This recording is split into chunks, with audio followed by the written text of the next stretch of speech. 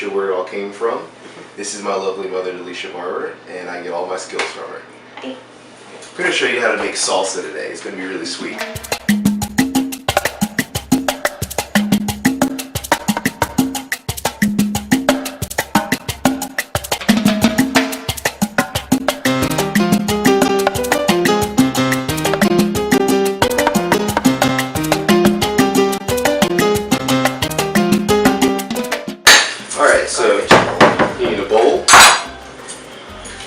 Veggies. Now you gotta cut them up. I like to hand chop my stuff, but Mom likes to use her gadgets. So start off with the lime. Got it? Alright, so we have our jalapenos. I'm gonna cut through that. Gonna get rid of some of these seeds because that's what makes it hot. But we're gonna keep just enough for enough kick.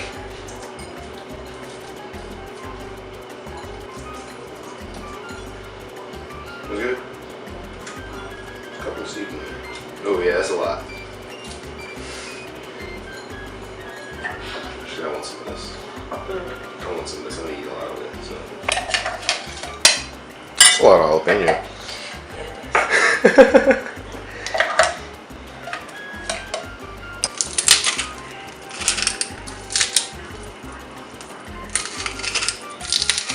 That's a lot of garlic.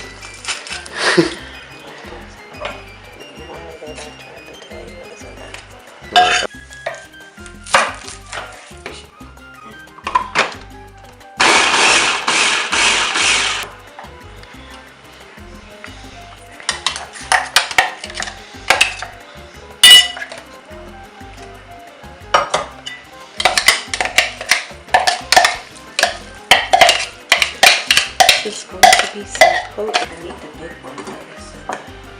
That's all you can. Really? Was that? Okay.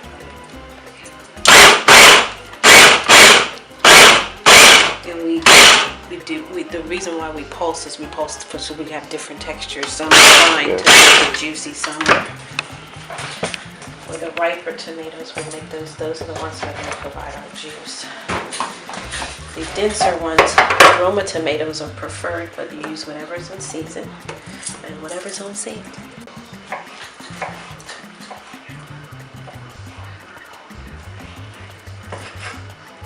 And I'm gonna get a lot of you in it.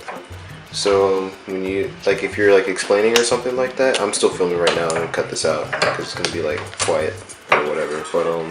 But speak up. We chop some of the tomatoes by hand, so we'll have another different texture. We do throw a couple of them in with the cilantro, so it'll help it chop and it'll help clean up the sides of the chopper. Let me get some of our bits.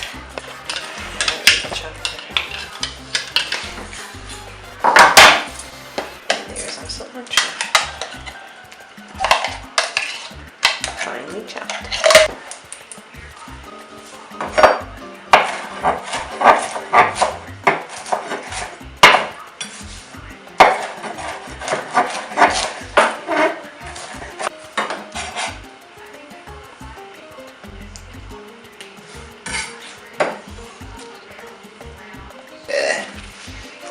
My hands are burning right now.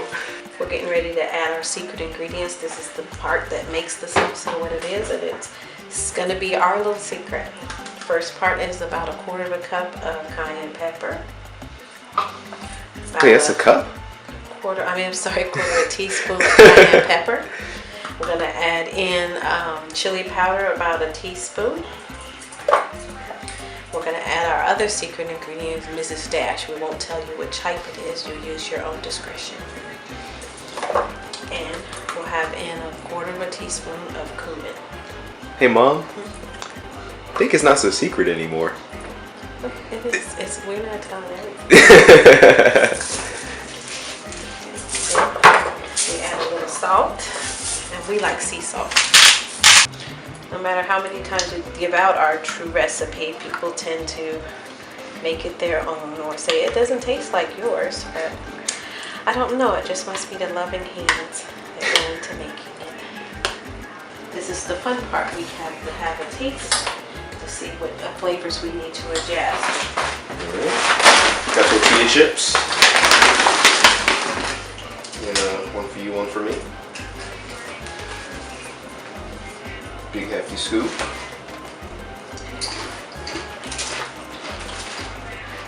A little more salt. I agree. Yeah. Since we don't really measure, it's more of a guessing game. We do it to taste. I don't know. I need a little more than that. It's kind of weak. All right.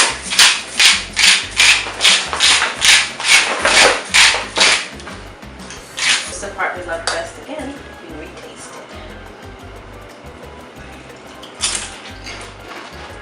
Yeah, that's good. It's good.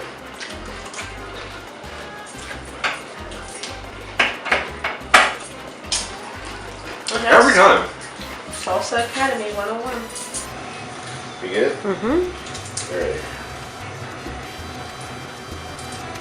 When I was a kid, when me and Mom used to have Mexican night, we'd always have chicken quesadillas. And it started off with how I used to love grilled cheeses, and Mom really got sick of grilled cheese, so she would mix it up. And basically it's the same thing, but different package. So for a quesadilla, get our tortilla, and we get a little bit of butter, get a hot pan, rub a little bit of there on there. Make sure it melts so you can rub it on. And you're oiling your pan and this at the same time, and it gets a nice crispy brown when you finally get it done. Alright, so we got your tortillas, got your chicken bits and giblets.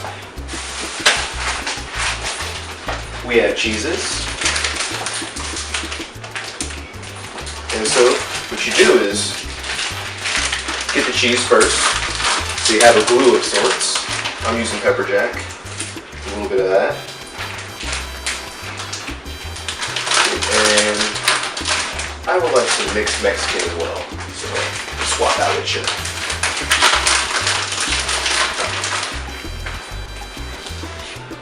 Get a hefty amount of cheese. Make sure the pan's a little up there. Chicken bits, be generous. And I like to put the salsa in the middle, but usually it makes it really soggy and makes it more difficult to flip, so it's just better to put it on afterwards. So you get your chicken bits, make sure that it all in there nice, even so every bite has chicken in it, and then you top it off so it all sticks together all nice.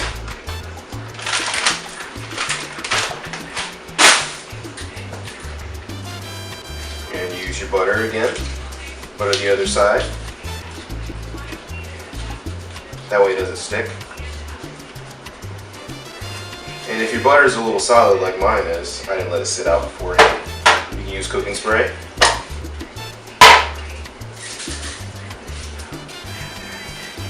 Spray a little bit.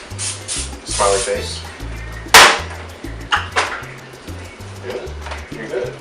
Once you have both the tortillas down and you have your nice chicken and cheese mixture on the inside, you let it sit for a bit. Got my pan set to like a medium high of sorts. And usually you can smell the butter burning just a little bit, and you check every once in a while. Pretty nice color under there. It's good to flip.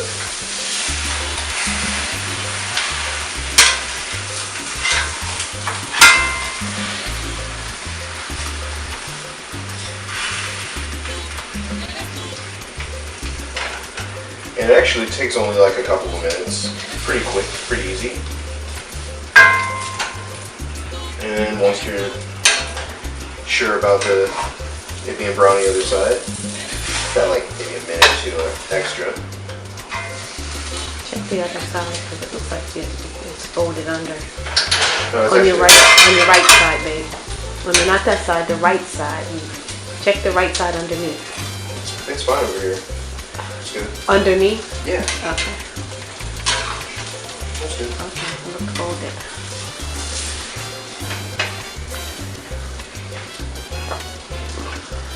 You don't have to make the second one. I'll eat part of yours. Alright. Alright, so I like to spin it around a little bit, make sure it's nice and even. Once you get that buttery smell, might be done. Looks pretty done to me. You good? Make sure when your pan's nice and hot, re-oil it. Smiley face. A little bit of butter, and the next one's going to go a lot quicker. Okay, we're going to cut our quesadilla into 6 pieces. Take a large knife, and the easy way to make sure that they're all even is you flip it onto itself, cut it into pizza slices.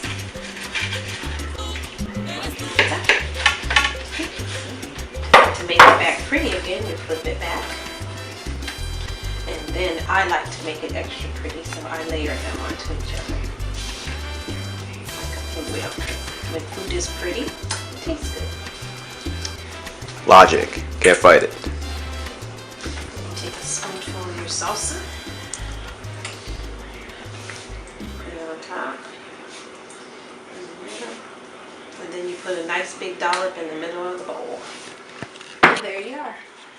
It says you're up, feed me signal.